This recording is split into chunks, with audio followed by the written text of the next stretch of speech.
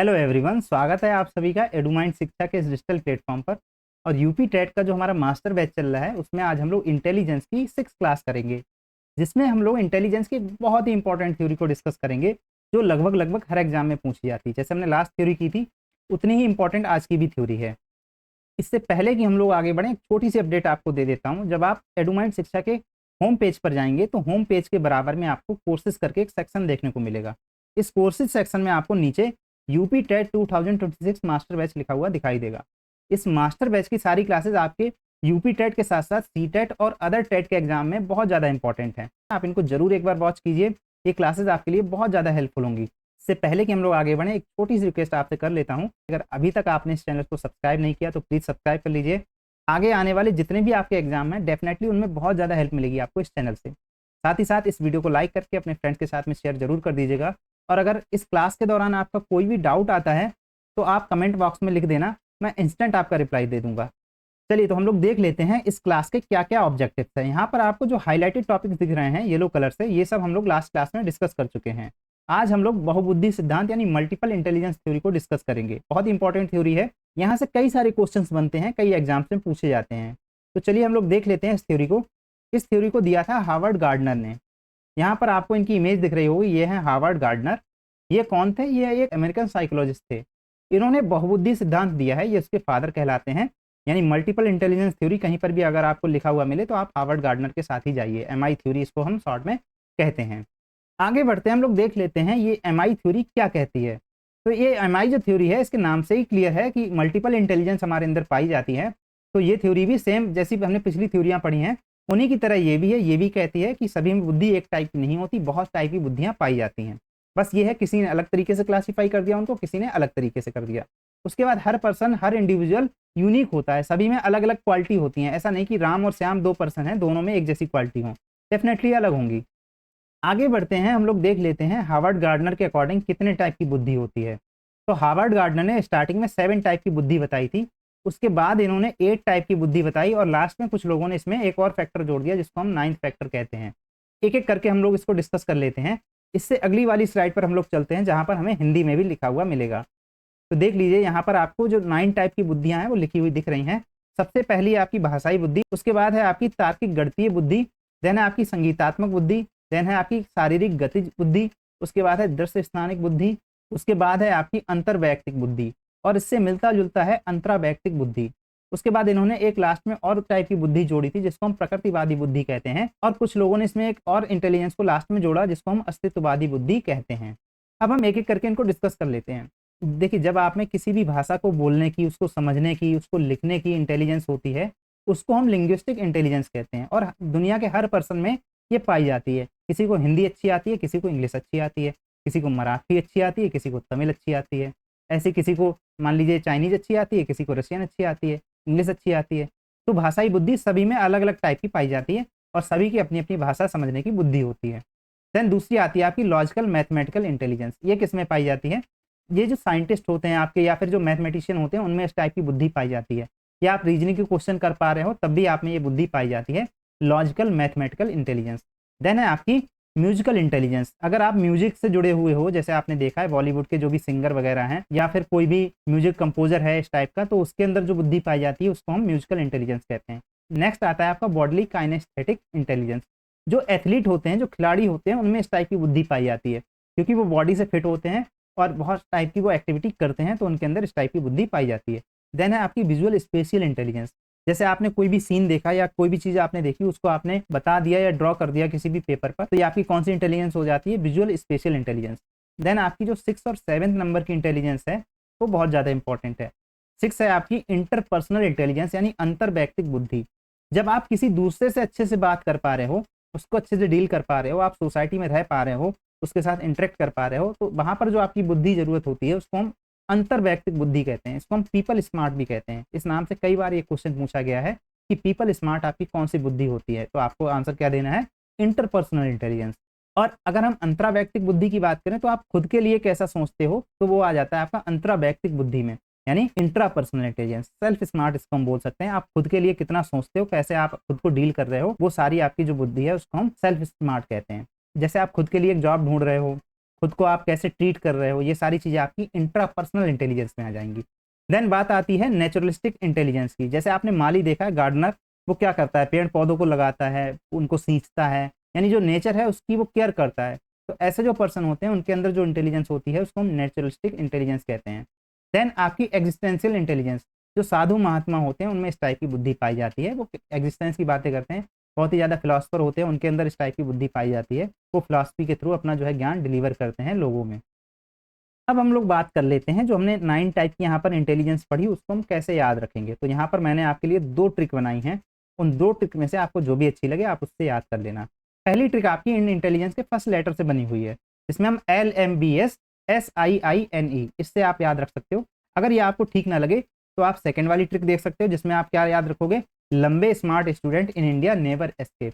ये आप sentence form में जब याद रखोगे तो आपको अच्छे से याद हो जाएगा। लंबे में आप देख सकते हो LMB, देन स्मार्ट में एस आ गया, स्टूडेंट में भी एस आ गया, देन आई आ गया, इंटरपर्सनल इंट्रापर्सनल हो गया, देन आपका नेचुरलिस्टिक हो गया, देन आपका एग्जिस्टेंशियल हो गया।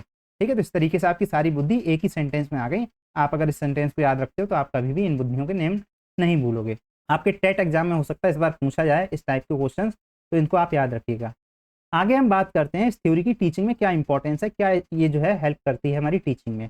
तो सबसे पहला जो पॉइंट है, हर स्टूडेंट की स्ट्रेंथ अलग अलग होती है, ये थ्योरी यही बताती है। जैसे हमने गिलफर्ड की थ्योरी डिस्कस की थी, वो थ्योरी क्रिएटिविटी पर ज्यादा फोकस कर रही थी, वो भी इंडिविजुअल डिफरेंसेस को मान रही थी कि सभी अलग अलग होते हैं। ऐसे ये थ्योरी भी कहती है हर पर्सन की स्ट्रेंथ अलग अलग होती है।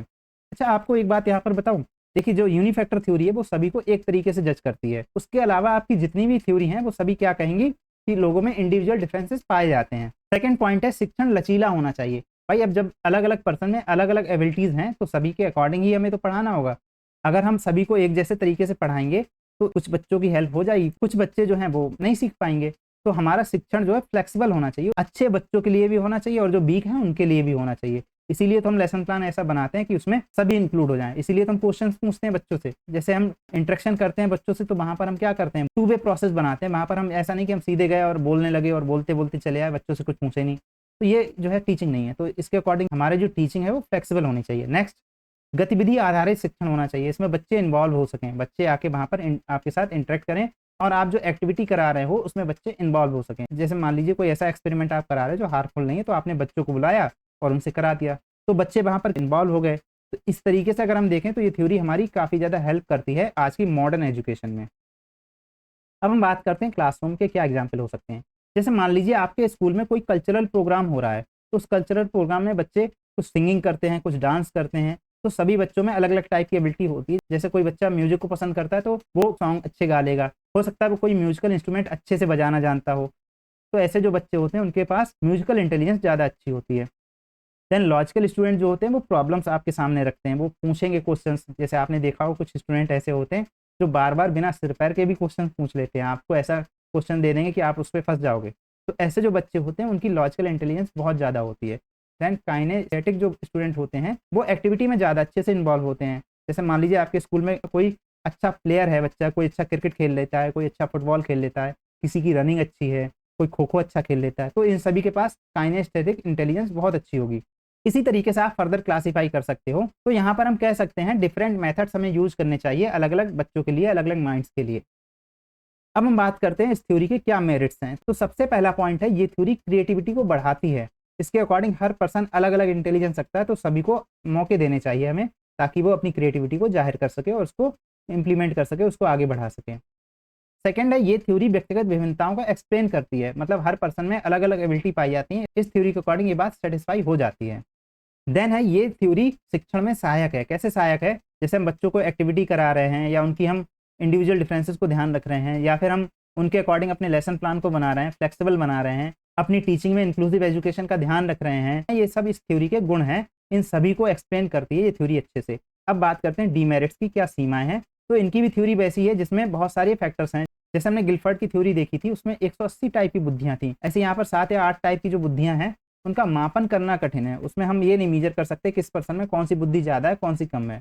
उसके बाद सीमित साक्ष्य उपलब्ध हैं, ऐसा जरूरी नहीं कि इतने ही टाइप की बुद्धि हो सकता है, इनसे ज़्यादा भी बुद्धियाँ पाई जाती हूँ। देन लास्ट है, लागू करना कठिन है। ऐसा क्यों है, क्योंकि हम जब मेजर ही नहीं कर पाएंगे तो हम लागू कैसे करेंगे इस थ्योरी को। अब हम लोग एक पीवाईक्यू देख लेते हैं। ये पीवाईक्यू आपके सामने है, इसका आंसर आपको कमेंट बॉक्स में बताना है। एमआई थ्योरी किसने दी? Who gave MI theory? Alfred Binet, JP Guilford, Spearman या फिर हार्वर्ड गार्डनर। यहाँ पर 4 ऑप्शन आपको दिए गए हैं, आप कमेंट बॉक्स में जरूर बताइएगा कि ये थ्योरी किसने दी। सही आंसर जो बताएगा उसका नाम मैं नेक्स्ट क्लास में अनाउंस करूंगा।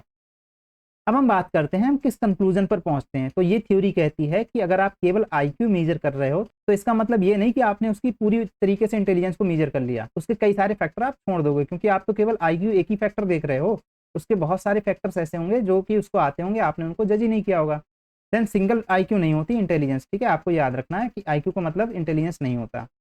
देन बहुगुणी क्षमताएं मायने रखती हैं, इसका मतलब है कि हमारे अंदर बहुत सारी एबिलिटी पाई जाती हैं, उनको भी ध्यान में रखा जाना चाहिए जब हम अपनी बुद्धि को मेजर कर रहे हों। लास्ट है, छात्रों को समझें और अच्छा अपना शिक्षण करें, अपनी टीचिंग को अच्छा करें। अगर आप टीचर हैं तो आप बच्चों को अच्छे से समझना भी आपकी एक ड्यूटी बनती है। आपको इंडिविजुअल डिफरेंसेस पता होने चाहिए, आपको पता होना चाहिए आपकी क्लास में कौन सा बच्चा वीक है, किस पर आपको ज़्यादा ध्यान देना है, किस पर आपको कम ध्यान देना है, और कौन बच्चा ऐसा है जो खुद से भी कोई काम कर सकता है, कोई एक्टिविटी कर सकता है।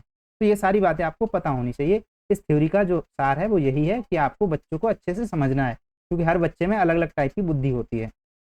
थैंक यू सो मच, आपने इस क्लास को लास्ट तक देखा। चलते चलते आपसे एक छोटी सी रिक्वेस्ट करना चाहता हूँ, अगर अभी तक आपने इस चैनल को सब्सक्राइब नहीं किया तो प्लीज़ सब्सक्राइब कर लीजिए, साथ ही साथ बेल आइकन जरूर प्रेस कर लीजिए, ताकि आगे आने वाले 2026-27 में जो भी आपके एग्जाम होने हैं टीचिंग के, उनमें आपको बहुत ज़्यादा हेल्प मिल सके इस चैनल से। मैं यहाँ पर बहुत सारा कंटेंट आपको आगे प्रोवाइड करने वाला हूँ, तो डेफिनेटली आपको बहुत सारी हेल्प मिलेगी। तो आप इस चैनल को सब्सक्राइब करके अपने फ्रेंड्स के साथ में भी शेयर कर दीजिए, ताकि हमारी ये फैमिली थोड़ी और बड़ी हो सके। और अगर अभी तक आपने हमारे टेलीग्राम चैनल को ज्वाइन नहीं किया तो प्लीज़ उसको ज्वाइन कर लीजिए, अपने फ्रेंड के साथ में शेयर कर दीजिए।